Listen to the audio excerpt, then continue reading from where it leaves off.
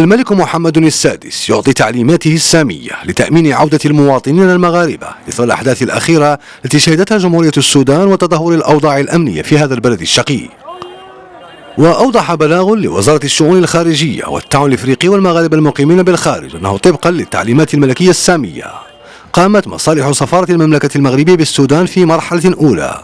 بتنظيم قافلة برية انطلاقا من الخرطوم في اتجاه مدينة بور سودان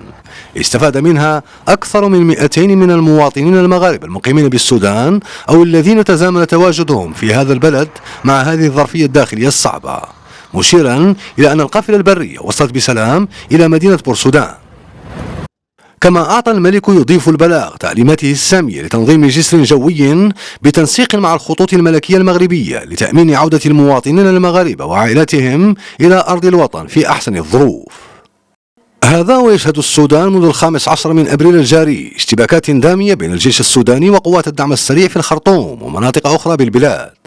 حيث لقي يزيد من 420 شخصا مصرعهم وجرح آلاف آخرون وفقا لوزارة الصحة السودانية، بينما فر من المعارك الجارية بالبلاد بين طرفي المكون العسكري نحو تشاد أكثر من 10,000 سوداني.